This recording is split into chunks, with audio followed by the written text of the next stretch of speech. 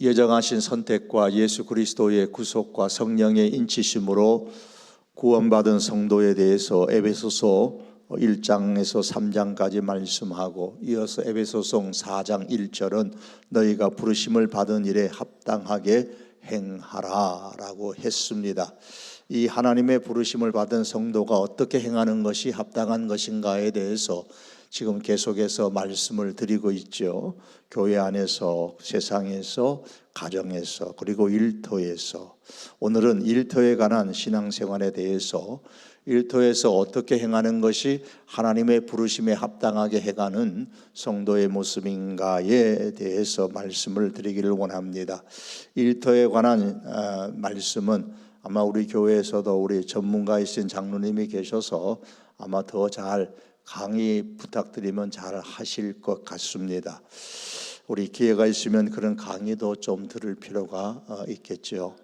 우리 성도의 신앙생활의 현장은 교회입니다. 교회는 신앙을 훈련하는 장소인가 동시에 신앙을 실천하는 첫 번째 현장입니다. 그러나 대부분의 우리 성도들의 신앙생활은 일주일의 시간 중에 소수의 시간만 교회 생활을 합니다. 그러므로 신앙생활의 현장으로서의 이 교회 생활은 지극히 제한적이다라고 할 수 있습니다.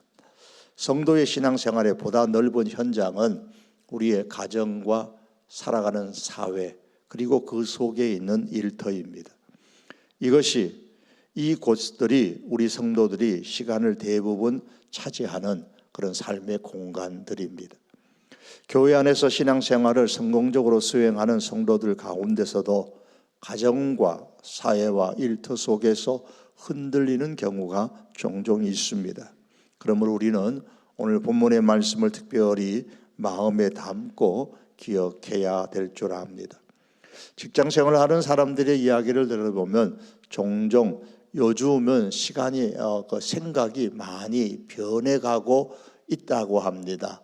즉 내가 받고 있는 만큼만 일한다라는 의식들이 많이 팽배해지고 있다고 말합니다. 여러분들은 여러분의 일터에 대해서, 여러분의 직장과 사업에 대해서 어떠한 문제를 갖고 일하고 있으십니까?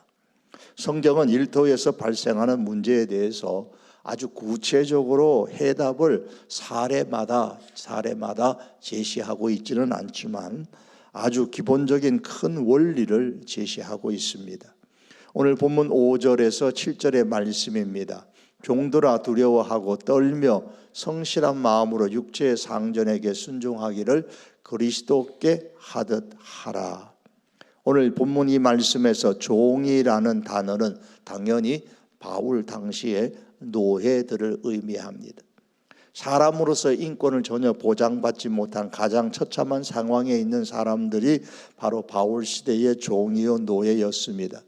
로마 사회에서도 문헌에 보면 특정한 노예들 중에 교육받고 중요한 임무를 수행해서 노예에서 해방되어 자유민으로 편입되는 경우도 있었습니다. 또한 로마법은 노예의 그 극심한 학대에 대해서 일정한 구제책을 마련해 주기도 합니다, 법적으로. 그러나 그 적용은 쉽지 않았습니다. 오히려 키케로는 그 당시의 노예에 대해서 말하기를 노예는 법적으로 재산이다, 그런 말을 했습니다. 로마법, 법전 역시도 노예의 법적인 재산성을 인정을 했습니다. 심하게 말하면 로마 시대의 그 노예는 말하는 짐승에 불과한 존재로 인식되었습니다. 오늘날 우리로서는 도저히 이해할 수 없는 비참한 사람들이었지요. 바울은 그런 노예들을 향하여 너무 불공평하지 않느냐, 제도를 개혁하기 위하여 일어나 사회를 전복시키라, 이렇게 말하지를 않았습니다. 그들의 상황은 분명히 오늘날 우리가 직장에서 겪고 있는, 일터에서 겪고 있는 모든 문제들을 그것보다도 더한 것임에도 틀림이 없습니다. 그럼에도 불구하고 바울이 그들을 향하여 본문과 같이 말씀하고 있다면 오늘 우리들은 우리가 처한 환경에서 충분히 본문의 말씀대로 할 수 있다라는 사실을 먼저 마음에 담고 오늘 본문을 읽고 묵상해야 합니다. 먼저 오늘 성경은 그리스도께 하듯이 하라 그랬습니다. 누구에 대해서? 5절 하반절에 보면 육체의 상전에게 순종하기를 그리스도께 하듯 하라 그랬습니다. 그리스도께 하듯이 상전에게 순종하라고 했습니다. 그리고 이어서 6절과 7절은 그리스도께 하듯이 일하는 것이 어떻게 하는 것인지 좀 더 구체적으로 설명합니다.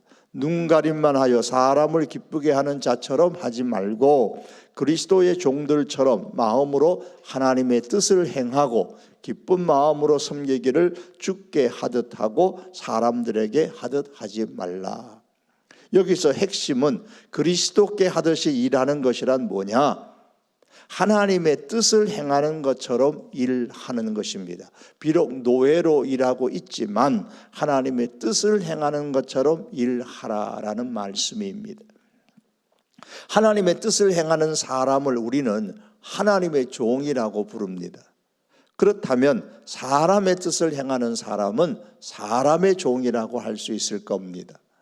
일터에서 하나님의 뜻을 행하는 것처럼 하면 그 사람은 하나님의 종입니다.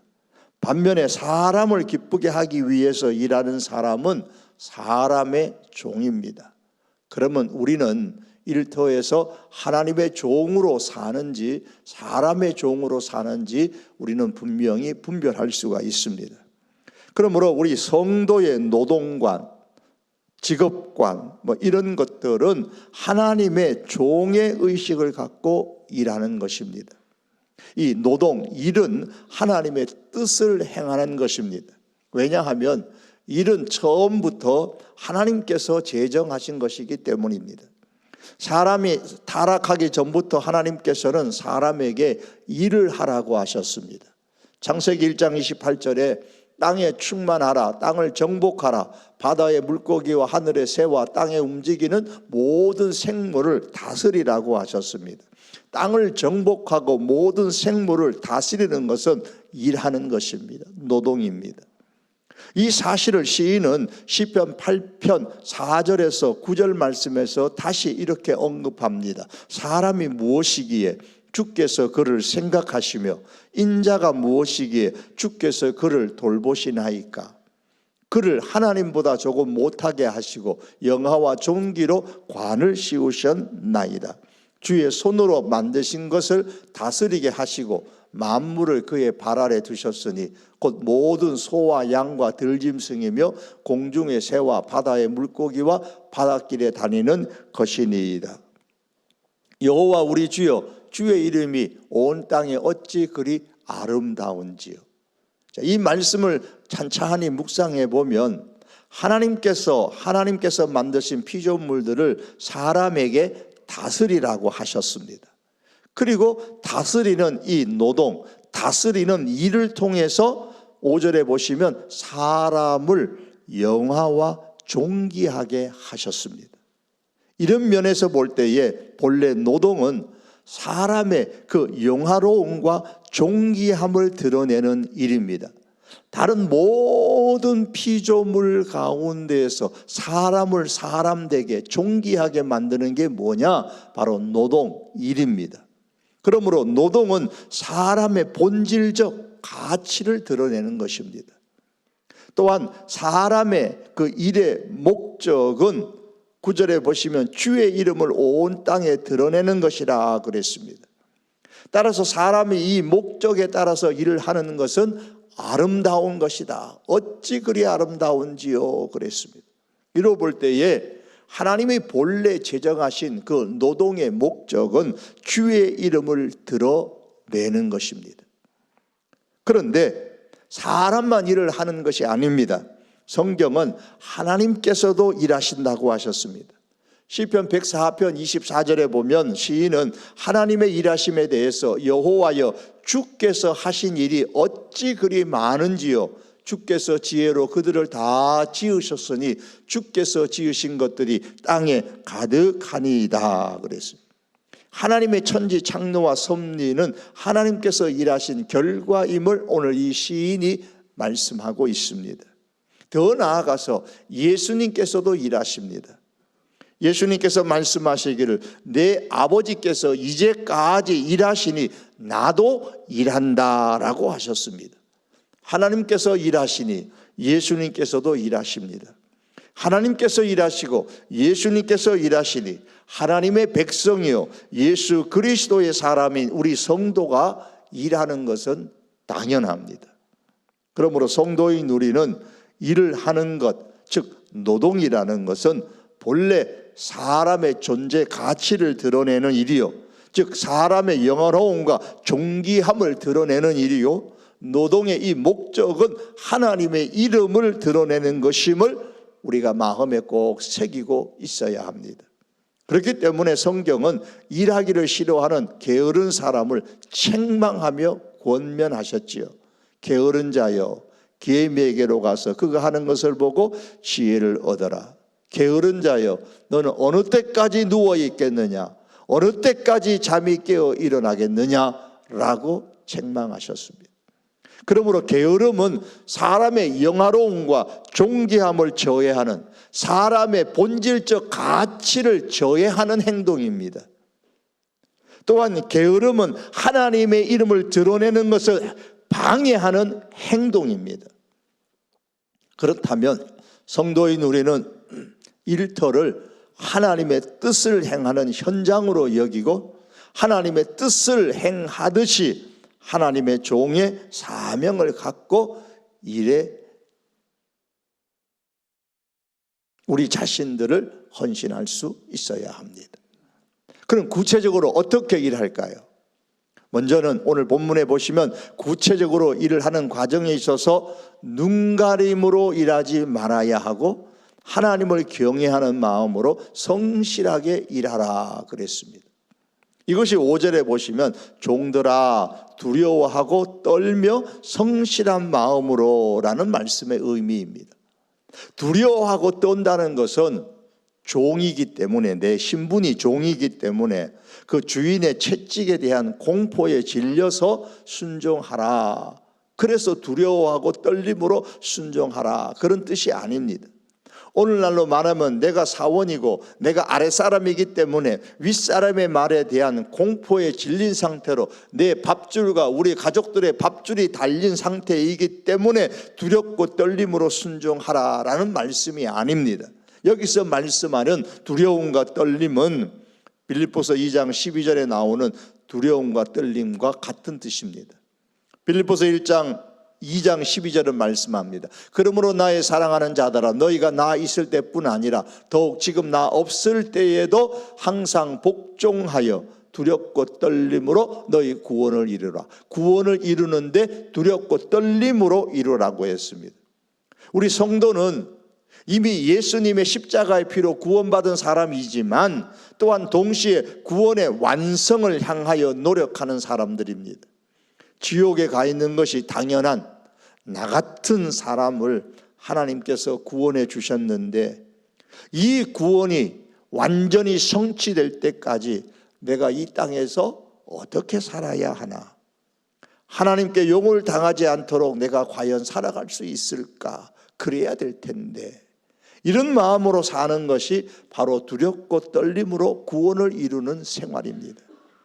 그러므로 두려워하고 떤다라는 오늘 이 에베소의 말씀은 혹시 내가 하는 일로 인해서 혹은 나의 그 일의 태도로 인해서 하나님이 욕을 당하지 않을까, 그런 마음으로 하나님을 경외하는 거예요. 그렇기 때문에 이렇게 두렵고 떨림으로 일을 하는 사람은 성실한 마음으로 일을 할 수밖에 없습니다. 나의 그 일하는 질, 나의 일하는 태도로 통해서 하나님이 욕을 당하도록 하지 않으려면 성실한 마음으로 일할 수밖에 없습니다.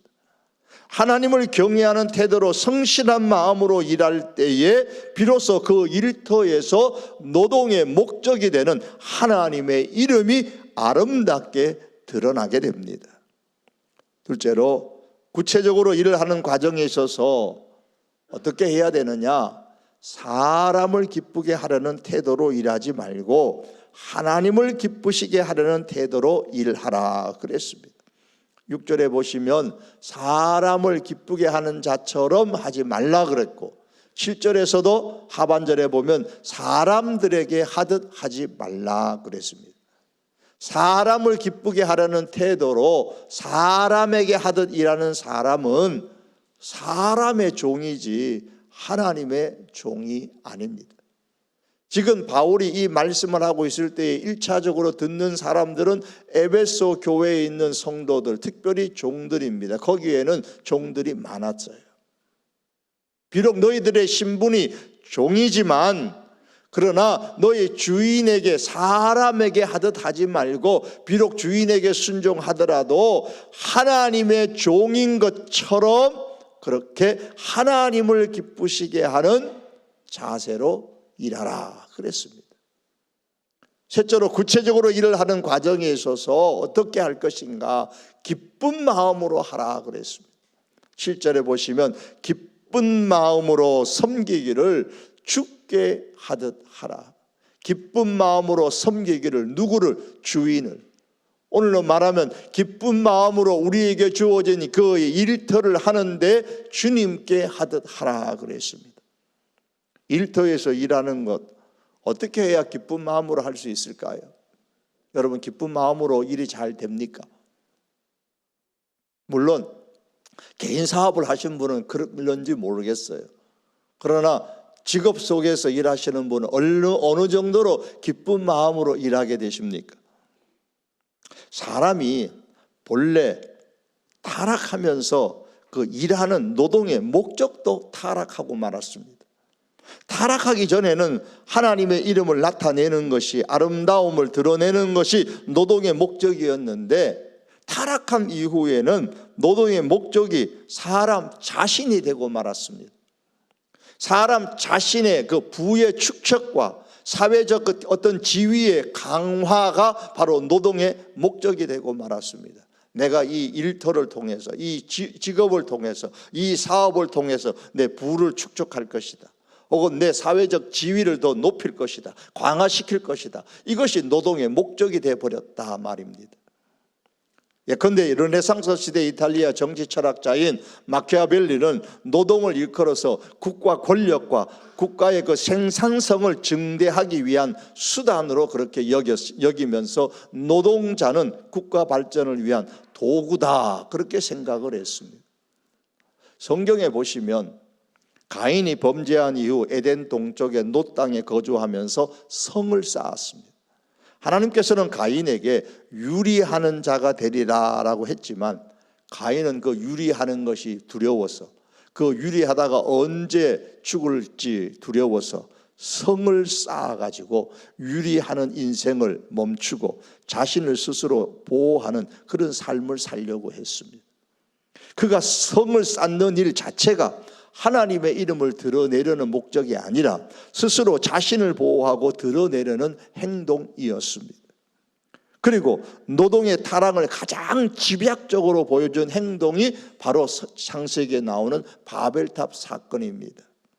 노아 홍수 후에 하나님께서는 노아에게 말씀하기를 땅에 충만하라, 땅에 흩어져 살라 그렇게 말씀하셨지만, 사람들은 창세기 11장 4장에 보면 성읍과 탑을 건설하여 그 탑 꼭대기를 하늘에 닿게 하여 우리 이름을 내고 온 지면에 흩어짐을 면하자 그랬습니다. 하나님은 땅에 충만하여 흩어지라고 명령하셨지만, 사람들은 자기의 이름을 내고 흩어짐을 면하는 하나님의 말씀과 정명 대치되는 모습으로 바벨탑을 쌓았습니다. 사람들은 철저하게 노동의 목적을 변질시켜서 하나님의 자리에 자신의 이름, 사람의 이름을 올려놓고 노동의 목적을 사람의 이름을 드러내는 것으로 삼았습니다. 그리고 사람의 타락으로 말미암아 노동의 목적뿐만 아니라 노동의 성격도 변했습니다. 변질되어졌어요. 즉 일이 더 이상 기쁨이 아니라 짐이 되고 수고가 되고 말았습니다. 창세기 3장 17절에서 19절에 보면 땅은 너로 말미암아 저주를 받고 너는 내 평생에 수고하여야 그 소산을 먹으리라. 땅이 내게 가시덤불과 엉겅퀴를 낼 것이라. 얼굴에 땀을 흘려야 먹을 것이니 내가 그것에서 취함을 입었습니다. 평생에 수고하여 소산을 먹으리라고 그랬습니다. 얼굴에 땀을 흘려야 먹을 것이라고 했습니다. 왜요? 땅이 내게 가시덤불과 엉겅퀴를 낼 것이라고 했기 때문입니다. 즉 땅이 쉽게 순전하게 사람에게 먹을 것을 소산을 주지 않는다는 말입니다. 다시 말하면 일터에서 일하는 것이 쉽지 않다는 말입니다. 수고할 수밖에 없도록 하나님께서 만드셨습니다.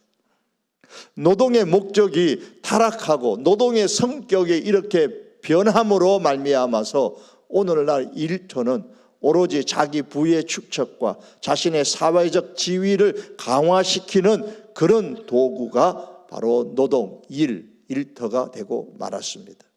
야고보서 5장 3절에서 5절의 말씀이 이 사실을 잘 보여줍니다. 너희 금과 은은 녹이 쓸었으니 이 녹이 너희에게 증거가 되며 불같이 너희 살을 먹으리라. 너희가 말세의 재물을 쌓았도다. 그 다음을 같이 한번 읽어볼까요? 시작. 보라, 너희 밭에서 추수한 품꾼에게 주지 아니한 삭시 소리 지르며 그 추수한 자의 우는 소리가 만군의 주의 귀에 들렸느니라. 너희가 땅에서 사치하고 방종하여 살육의 날에 너희 마음을 살찌게 하였도다. 이 말씀은 부자들을 향한 경고의 말씀입니다. 따라서 3절에 재물을 쌓은 사람은 부자들을 말하고요, 5절에서 사치하고 방종하는 사람들을 역시 부자들의 삶을 말씀하는 겁니다. 그런데 그들이 쌓은 그 재물과 사치와 방종에 소비되는 그 모든 재물들이 어떻게 형성되었다고 했습니까? 4절에 보면 품꾼에게 주지 아니한 싹시라고 했습니다. 그들의 우는 소리가 있습니다. 노동으로 착취당하고 수고가 끊이지 않습니다. 물론 우리가 오해하지 말아야 할 것은 오늘날의 모든 부자들이 다 이렇게 해서 재물을 모았다라는 그런 뜻은 아닙니다. 급진적인 성향으로 해석하게 되면 그랬으니까 우리 부자들을 타도의 대상으로 보는 공산주의자가 되어버리게 되는 거죠. 이것은 하나님께서 원하시는 뜻이 아닙니다. 이 말씀에서 우리가 알 수 있는 것은 노동의 목적이 타락했다는 겁니다. 그 결과 노동의 성격이 변하여서 착취의 수단이 되고 압제의 수단이 되고 말았습니다. 결국 사장이나 직원이나 모두가 이들의 노동의 목적은 더 이상 하나님의 이름을 드러내는 것이 아니고 자신의 부를 축적하고 그 부의 축적을 통해서 사회적인 자신의 지위를 강화시키는 것이 목적이 되어버렸습니다. 그러기에 하나님께서 주시는 기쁜 마음으로 그리스도께 하듯이 일을 할 수가 없는 것이죠. 또 한 가지 타락한 이후에 노동의 타락으로 말미암아 잘못된 현상이 나타났는데 그것은 바로 일이, 즉 노동이 우상이 되어버렸다라는 사실입니다. 타락한 이후에 노동의 목적이 재물의 축적과 사회의 지위의 강화로 전락했기 때문에 사람들은 어떻게 하든지 이 재물을 모으는 것에 최선을 다하여 일합니다. 그 일과 쌓은 재물로 자신의 사회적 지위를 강화시켜 나갑니다. 그러다 보니까 일, 노동, 직업, 사업 이것이 우상화되어 버린 사람들이 많이 있습니다. 누가복음 16장 13절에서 예수님은 너희는 하나님과 재물을 겸하여 섬길 수 없느니라 라는 이 말씀의 배경 속에는 이런 것이 포함되어 있습니다. 하나님 사랑의 반대말이 뭐냐면 우상숭배입니다. 예수님께서 심각하게 경고한 우상숭배는 돌로 만든 것, 나무 조각으로 만든 것, 그것에 절하는 것 이상인 거예요. 예수님 당시에 이스라엘 땅은 이미 300년, 350년 전에 그 헬라의 영향을 받았고 천재는 로마 제국의 지배를 받고 있었습니다. 따라서 헬라와 그 로마의 우상들이 이스라엘 땅 여기저기에서 흔히 볼 수 있는 시대가 예수님 당시의 시대였습니다. 그런데 예수님은 그러한 헬라와 로마의 영향을 받은 돌조각 등등 나무 조각의 수많은 우상 숭배에 대해서 말씀하지 아니하고 우상 숭배의 한 형탕으로서 만몬, 즉 재물을 숭배하는 것을 강하게 지적하셨습니다. 왜냐하면 이것이 타락한 인간에게 가장 큰 유혹이 되었기 때문입니다. 그때도 지금도 말입니다. 재물 때문에 형제가 싸우고 부모와 자식이 법정에 가나가고 사회계층 간에 갈등이 일어나고 이것 때문에 민족 간에 전쟁이 발생합니다. 현재 미국이 지금 저 베네수엘라를 삼키고 있죠. 왜 그럴까요? 결국 파고 들어가면 재물 때문입니다. 과거에 재물 때문에 전 세계가 경제 고황을 맞아 많은 기업이 파산하고 수많은 사람들이 실업자가 되고 자살에 이르는 사람들이 많지 않았습니까? 사람마다 재물을 하나님처럼 섬기다 보니 일이 우상이 되어버리고 재물이 우상이 되어버리는 겁니다. 요즘에는 일 대신에 새로운 것이 등장합니다. 물론 그것도 보면 또 일이라고 할 수도 있겠지요. 재테크를 통해서 가능한 젊을 때에 경제적 자유를 얻어가지고 인생 후반을 즐기며 살려는 계획을 세우고 실행하는 젊은이들이 점점 많아지고 있다고 합니다. 여러분들은 어떻습니까? 이들을 우리는 파이어족 그렇게 부릅니다. F, 파이어, 불입니다. Financial Independent Retire Early, 경제적 독립, 조기 은퇴를 목적으로 삼는 젊은이들을 일컫는 말이죠. 이와 비슷한 단어가 Early Retire족입니다. 일찍 은퇴하기를 원하는 그런 사람들이죠. 빨리 돈을 벌어서 경제적 자유인이 되어 젊은 나이에 직장생활 그만두고 일찍 은퇴하고 자신의 삶을 즐기려는 사람들을 말합니다.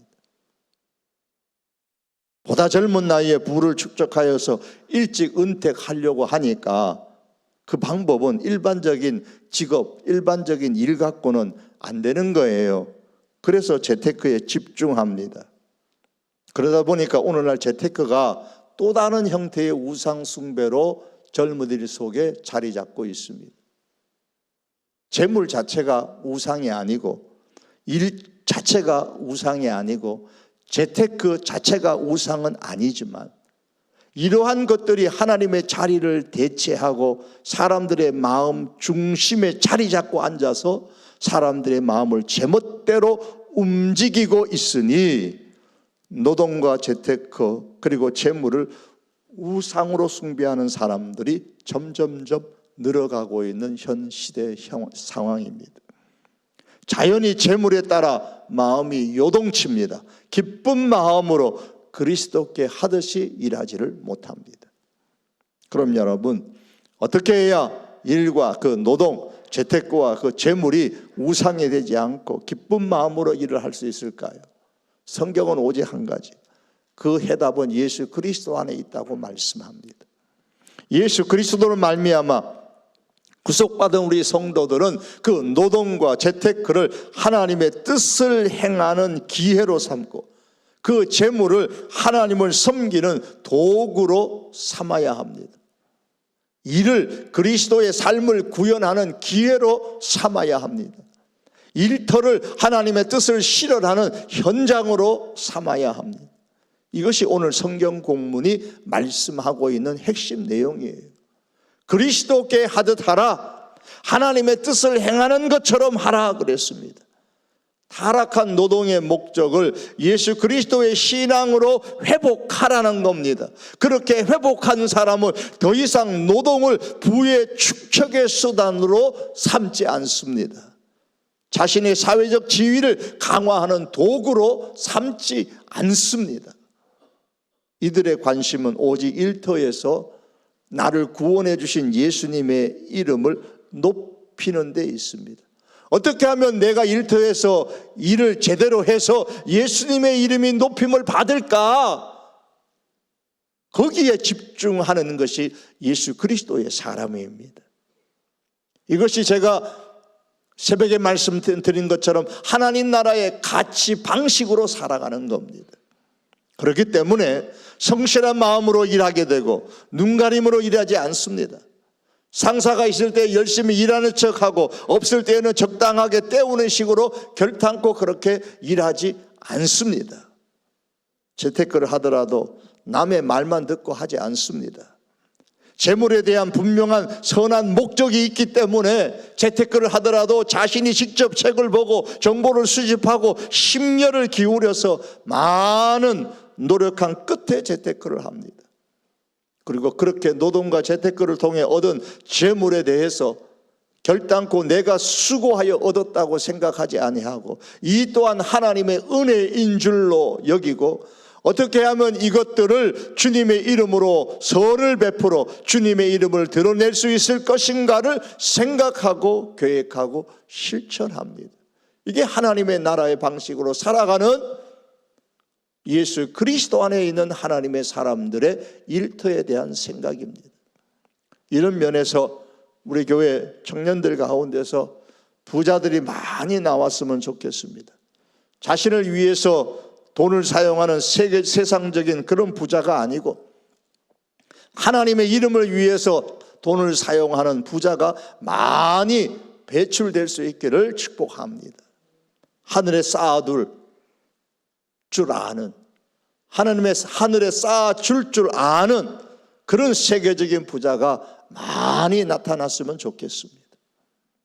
반면에 그리 아니하실지라도 내 삶의 일의 현장에서 성실하게 그리스도께 하듯이 하나님의 뜻을 행하듯 일하는 신실한 하나님의 사람들이 우리 모두가 될 수 있기를 원합니다. 이런 사람만이 기쁜 마음으로 일을 할 수가 있습니다. 일하는 것 자체가 기쁨이 될 수가 있습니다. 사랑하는 성도 여러분, 우리의 일터는 하나님의 뜻을 행하는 현장입니다. 일은 하나님의 뜻, 예수님의 삶을 구현하는 기회입니다. 그러므로 그리스도께 하듯이 하나님의 뜻을 행하는 그런 자세로 우리가 일에 대하십시다. 그래서 하나님의 종인 내 자신을 스스로 사람의 종으로 격하시켜 사람에게 하듯 눈가림으로는 하지 마십시다. 그러면 하나님께서 상을 들고 우리 앞에서 기다리실 것입니다. 오늘 성경은 종들뿐만 아니라 상전들을 향해서도 말씀합니다. 9절의 말씀 보시겠습니다. 상전들아, 너희도 그들에게 이와 같이 하고 위협을 그치라.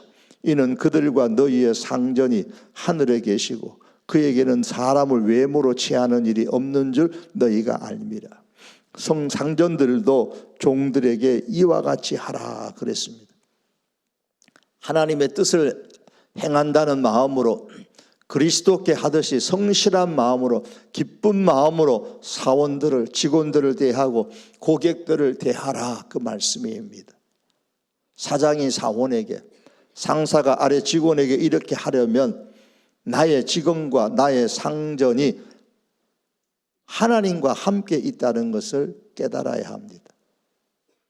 나의 직원의 상전 그리고 나의 상전이 하늘에 계시다. 이 사실을 깨달아야 됩니다. 하나님 앞에는 사장은 제일 가까이 있고 사원은 저 멀리 떨어져 있어서 하나님을 만날 기회조차 없는 그런 상태로 있는 것이 결코 아니라는 말씀이에요. 이 9절의 말씀이. 사장과 사원이 상사와 아래 직원이 하나님 앞에 가까이 함께 있습니다. 그러면 어떤 일이 일어날까요? 야고보서 좀 전에 읽었던 말씀처럼 만일 사장인 내가 혹은 상전인 내가 사원이나 아래 직원에게 위협을 가하거나 의롭지 못하고 공평하지 못한 행동을 하게 되면 어떤 일이 벌어질까요? 이 사원이 그 억울한 일을 압제를 당한 그 아래 직원이 하나님 앞에 하소연합니다. 하나님께 부르짖습니다. 그러면 하나님께서 어떻게 하실까요? 하나님께서 그 억울한 자, 연약한 자의 부르짖는 소리를 들으십니다. 그렇기 때문에 사장이나 상사는 항상 하늘에 나보다 높으신 하나님이 계신다라는 사실을 잊지 말아야 됩니다. 그것이 다윗의 인생이고 그것에 실패한 사람이 사울 왕의 인생이었습니다. 내 위에 또 다른 왕이 계시다. 내 위에 사장 되시는 하나님이 계시고 나보다 상전이 되시는 하나님이 내 위에 계시다라는 사실을 결코 우리는 잊지 말아야 합니다. 성경은 골로새서 4장 1절에서 말씀합니다. 상전들아 의와 공평을 종들에게 베풀지니 너희에게도 하늘에 상전이 계심을 알지어다.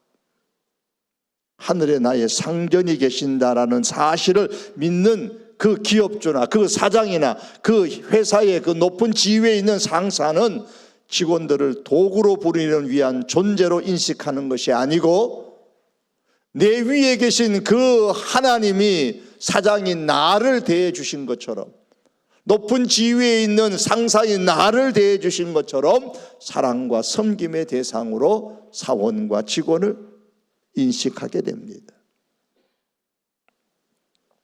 그러므로 함께 하나님 앞에 있는 사람을 여기고 사랑할 대상으로 바라보라라는 말씀입니다. 이제 말씀을 맺기를 원합니다. 우리 사랑하는 성도 여러분, 직장에서 진급하는 거 중요합니다. 사업에서 많은 이유를 창출하는 거 중요한 문제죠. 그러나 그것들도 중요하지만 그보다 더 중요하고 그보다도 우리가 우선해야 하는 것은 나의 직장과 나의 사업, 나의 일터가 하나님의 이름을 드러내는 도구로 쓰임을 받는 겁니다. 그렇게 될 수 있도록 우리는 힘써야 합니다. 이것이 본래 하나님께서 노동을 향하여 명령하신 목적입니다. 나의 일터가 하나님의 도구로 쓰임받기를 소원하고 기도하고 신실하게 실천하십시다.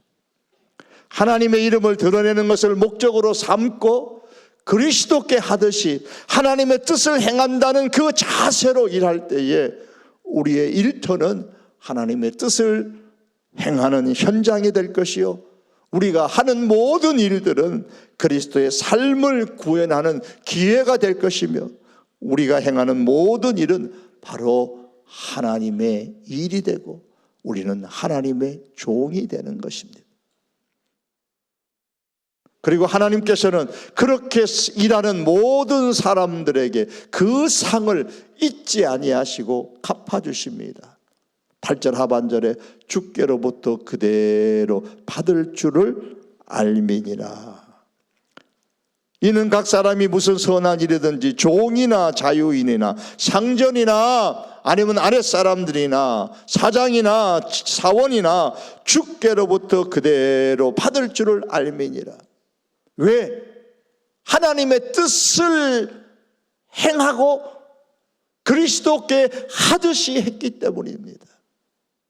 하나님은 하나님의 이름을 드러내는 사람에게 상을 잊지 않으십니다. 하나님은 우리의 일을 그리스도의 삶을 구현하는 기회로 삼는 사람에게 상을 잊지 않으십니다. 하나님은 우리의 일터를 하나님의 뜻을 행하는 현장으로 삼는 사람에게 상을 잊지 않으십니다.